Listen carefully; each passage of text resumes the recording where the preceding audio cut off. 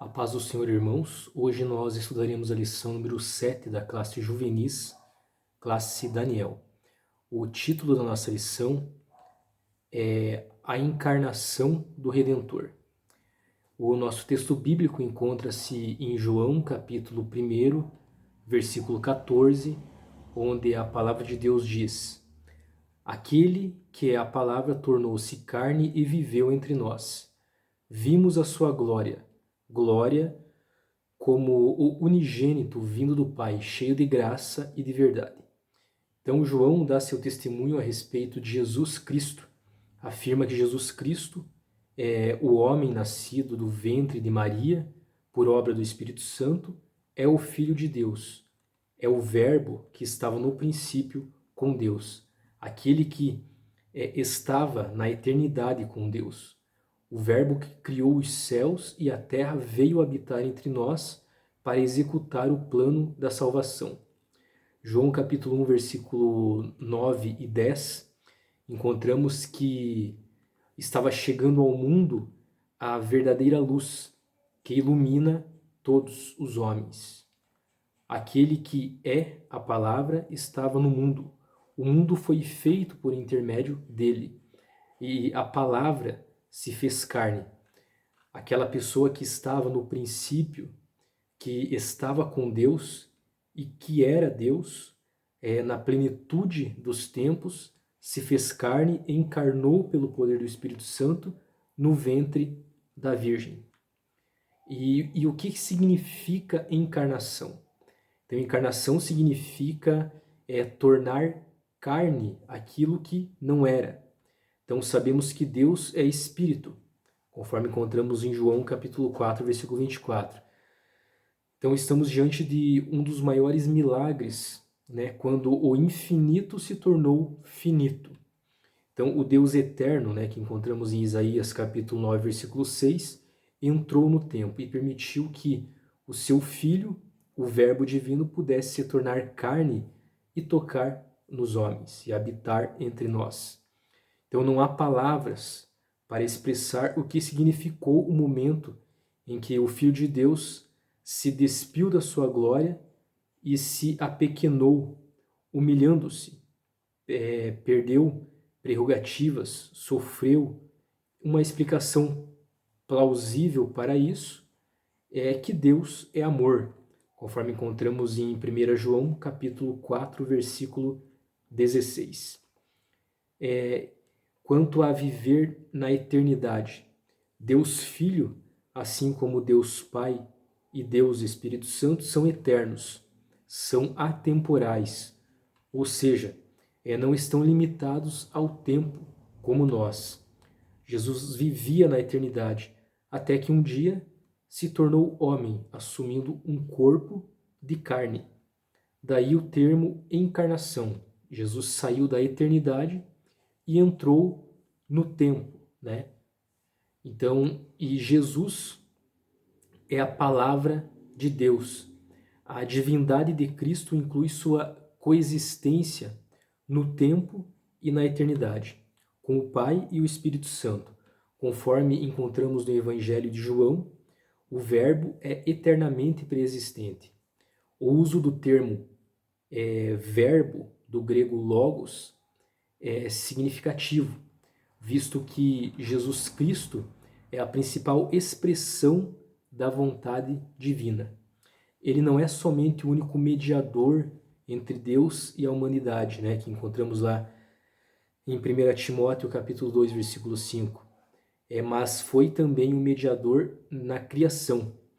Deus, falando, trouxe o universo à existência através do Filho, a palavra viva. Portanto, sem ele, nada do que foi feito se fez, conforme encontramos em João capítulo 1, versículo 3. Colossenses capítulo 1, versículo 15, diz que Cristo é a imagem do Deus invisível. E a passagem de Hebreus capítulo 1, versículo 1 e 2 também proclama a grande verdade, que Cristo é a mais completa e melhor revelação de Deus à humanidade. Desde o começo, o Verbo foi a própria expressão de Deus. e continua a demonstrá-lo. E então, vindo a plenitude dos tempos, né, em que encontramos em Gálatas capítulo 4, versículo 4, o Verbo se fez carne e habitou entre nós, conforme encontramos em João capítulo 1, versículo 14. Antes de manifestar-se à humanidade, desta nova maneira, o Verbo esteve eternamente em existência como aquele que revela a Deus. João revela que Jesus, por ser Deus, tudo criou.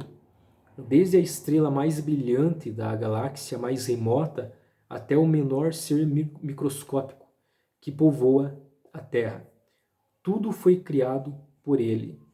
João diz que sem ele nada do que foi feito se fez. João ainda menciona que Jesus, o Redentor, era a fonte da vida e foi ele quem trouxe a luz a todos os homens. Isso concorda com o que Paulo diz, pois todas as coisas foram criadas por ele e tudo existe por meio dele e para ele, conforme encontramos em Romanos capítulo 11, versículo 36. Então, numerosas passagens bíblicas ensinam claramente que Jesus de Nazaré tinha um corpo verdadeiramente humano e uma alma racional. Eram características de seres humanos não caídos, isto é, Adão e Eva, que nele podiam ser encontradas, né? Então, ele foi verdadeiramente o segundo Adão, conforme encontramos em 1 Coríntios capítulo 15, do versículo 45 até o 47. As narrativas dos evangelhos aceitam automaticamente a humanidade de Cristo. Ele é descrito como um bebê na manjedoura e sujeito às leis humanas do crescimento, conforme podemos encontrar em Lucas capítulo 2, do versículo 40 até o 52. Ele aprendeu, ele sentia fome, sentia sede e se cansava, conforme evidenciado em Marcos capítulo 2, versículo 15 e também em João capítulo 4, versículo 6. Ele também sofreu ansiedade e desapontamentos, conforme podemos ver as evidências em Marcos capítulo 9, versículo 19. Sofreu dor física e mental e sucumbiu diante da morte, conforme Marcos capítulo 14, do versículo 33 até o 37, e também capítulo 15, do versículo 33 ao 38. Na Epístola aos Hebreus, há grande cuidado em se mostrar sua plena identificação com a humanidade, conforme Hebreus capítulo 2, versículo 9 até o 17, e também capítulo 4, versículo 15. Na pessoa única do Senhor Jesus Cristo, habitam uma natureza plenamente divina e outra plenamente humana, sem se confundir. Jesus Cristo encarnado era verdadeiramente pleno Deus e pleno ser humano. Por intermédio da encarnação, Jesus se submeteu a todos os rigores, né, do seu tempo. Deus aguardou o tempo certo e então enviou seu Filho ao mundo, conforme encontramos em Gálatas capítulo 4, versículo 6. Então, vindo a plenitude dos tempos, né? Então, o tempo é certo. Biologicamente falando, o nascimento de Jesus é um dos grandes mistérios da Bíblia. Ele nasceu de uma virgem, sua concepção foi miraculosa, obra criativa do Espírito Santo, mediante o poder do Altíssimo que sombreou a Virgem Maria, conforme encontramos em Lucas capítulo 1, versículos 34 e 35. E este fato foi profetizado por Isaías, mais de 700 anos antes de ocorrer, conforme evidenciado ali em Isaías capítulo 7, versículo 14. Então a profecia cumpriu-se no devido tempo, de acordo com os registros dos evangelhos, né, que encontramos em Mateus também, capítulo 1, do versículo 18 até o 25. Jesus difere de nós por esta característica única: duas naturezas numa só pessoa. Ele estava isento de pecado, protegido pelo Espírito Santo dos efeitos da queda de Adão. Posteriormente, seria submetido aos mesmos testes que temos como seres humanos e nos representaria diante do tribunal celeste. Ele era vero homem mas não era mero homem. Zacarias capítulo 9, versículo 9, apresenta-o literalmente como justo e salvador. Cristo vem do hebraico, que significa ungido.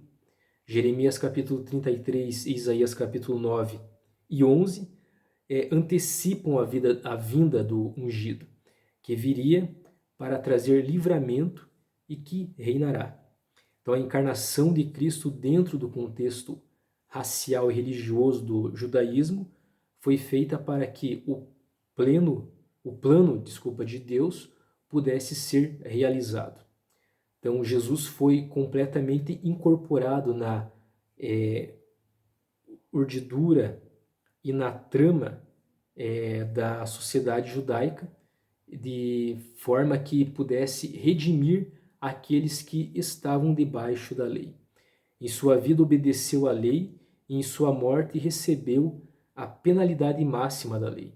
Desse modo, ele era especialmente qualificado para resgatar ou redimir aqueles que foram escravizados pela lei.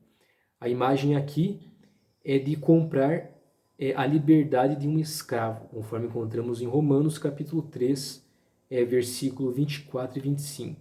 Então, com a encarnação de Jesus Cristo, a morte dele na cruz do Calvário para nos redimir, para nos salvar, ele nos resgatou, né? Então, dessa forma, nós passamos a ter novamente comunhão com Deus, comunhão que foi perdida pelos nossos primeiros pais, né, quando cometeram o pecado original no Jardim do Éden. Para concluirmos a nossa lição, como visto, a encarnação de Jesus foi um evento que mexeu com a estrutura do céu e da terra. Como um simples bebê nascido de uma família pobre, de um país pequeno e subjugado, como que ele conseguiu, como conseguiu dividir a história da humanidade ao meio. Então, onde estava a sua força? Então, a força dele estava na forma pura como amava a Deus e ao próximo. Ele se despiu de sua majestade para viver no meio dos necessitados e ser pão para saciar os famintos, sem nada receber em troca. Então, Jesus viveu o extraordinário mistério do amor. Soube o apóstolo Paulo sintetizar de maneira singular a vida do nosso Senhor. Em 1 Timóteo capítulo 3, versículo 16, onde encontramos que, sem dúvida alguma, grande é o ministério da piedade. Aquele que se manifestou em carne, foi justificado pelo Espírito, visto dos anjos, pregado aos gentios, crido no mundo e recebido acima na glória. Esse é o Cristo em quem cremos e pregamos. É verdadeiro homem e verdadeiro Deus. Então, somente nele e através dele pode o ser humano obter a vida eterna. Sem Cristo, ninguém chegará a Deus. Amém? Deus abençoe a cada um de vocês e até a próxima.